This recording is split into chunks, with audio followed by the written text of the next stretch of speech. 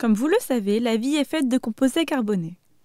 Nous allons voir comment l'élément carbone est absorbé par les plantes sous la forme de dioxyde de carbone, utilisé et réutilisé par tous les êtres vivants, avant d'être à nouveau expiré sous forme de dioxyde de carbone dans l'environnement. Commençons avec le dioxyde de carbone gazeux. Savez-vous quelle quantité de CO2 est présente dans l'air ? L'air contient environ 0,04% de dioxyde de carbone. Mais il y a une centaine d'années, avant de commencer à utiliser des carburants fossiles, l'air n'en contenait que 0,028%. Vous devez penser que c'est peu, mais c'est suffisant pour permettre aux plantes de construire les structures dont elles ont besoin, avec l'aide de l'eau et des minéraux qu'elles absorbent par leurs racines et l'énergie du soleil. Les plantes utilisent la lumière du soleil pour séparer l'oxygène contenu dans l'eau et le dioxyde de carbone, permettant à la plante de capturer le carbone. Cette réaction se produit dans les chloroplastes verts que l'on trouve dans les feuilles des plantes. Quel est le nom de cette réaction, qui est probablement la réaction chimique la plus importante sur Terre ? Mettez pause, le temps de réfléchir. Il s'agit de la photosynthèse. Si vous aviez trouvé, je vous félicite. Photo signifie lumière et synthèse signifie construction. Cependant, pour faire simple, le dioxyde de carbone est en fait séparé, libérant ainsi l'oxygène gazeux dans l'environnement, pour permettre aux plantes de capturer le carbone et construire leur structure au cours de leur croissance. Les animaux obtiennent leur carbone en mangeant des plantes ou d'autres animaux. Mais tout ceci nécessite de l'énergie. Pour fournir le carburant nécessaire à ces processus, les plantes et les animaux récupèrent l'oxygène de l'air et l'assemblent à nouveau avec le carbone, libérant ainsi du dioxyde de carbone dans l'environnement. Connaissez-vous le nom de ce processus de libération d'énergie ?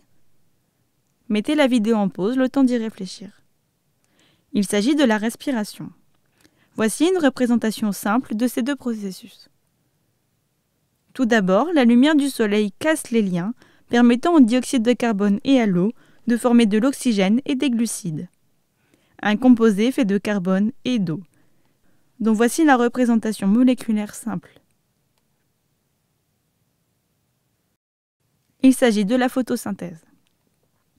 L'énergie est maintenant stockée et les êtres vivants peuvent utiliser les glucides pour construire et former leur structure. Pour obtenir de l'énergie, ils inversent simplement cette réaction en permettant à l'oxygène et aux glucides de se rejoindre pour donner à nouveau du dioxyde de carbone et de l'eau. Il s'agit de la respiration. Observons ces deux processus de plus près. Ils nécessitent tous les deux des catalyseurs pour leur permettre de fonctionner à température ambiante. Ces catalyseurs sont appelés enzymes. La photosynthèse a également besoin d'un pigment appelé chlorophylle. Le site actif est un atome de magnésium, ici coloré en vert, qui absorbe la lumière bleue et rouge du spectre solaire pour conduire les réactions de photosynthèse en laissant la lumière verte se refléter et laissant ainsi apparaître les feuilles de couleur verte. La réaction s'effectue en différentes étapes complexes. Il s'agit d'une réaction qui a évolué très tôt dans la vie de notre planète. Et les algues bleu-vert, également appelées cyanobactéries, sont toujours présentes dans les mers. Les chloroplastes que vous trouvez dans les feuilles vertes sont une évolution de cette simple bactérie. Si seulement nous pouvions trouver un moyen d'utiliser la lumière du soleil afin de séparer le dioxyde de carbone de l'eau pour nous fournir des carburants et de l'oxygène, nous pourrions résoudre tous nos problèmes d'énergie verte. Les scientifiques essaient de trouver des catalyseurs alternatifs à la chlorophylle. Mais s'il existait un meilleur catalyseur, peut-être que l'évolution l'aurait déjà créé.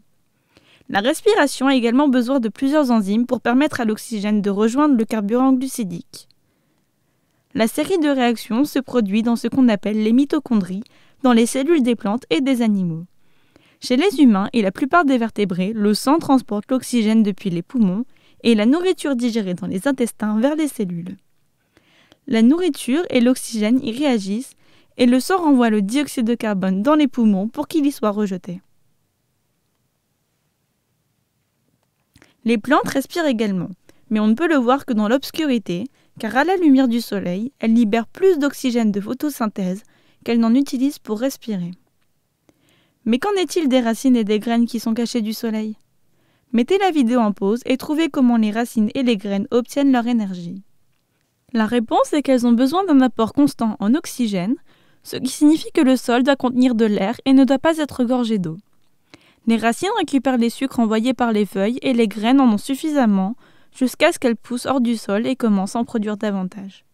La respiration et la nourriture sont semblables à la combustion. Dans les deux cas, l'oxygène est ajouté au carburant ou à la nourriture et du dioxyde de carbone est formé. La réaction liée à la respiration se produit à température ambiante en utilisant des catalyseurs, par exemple les cellules de notre corps, alors que la combustion n'utilisant pas de catalyseur ne se produit qu'à haute température. Ces deux réactions libèrent de l'énergie.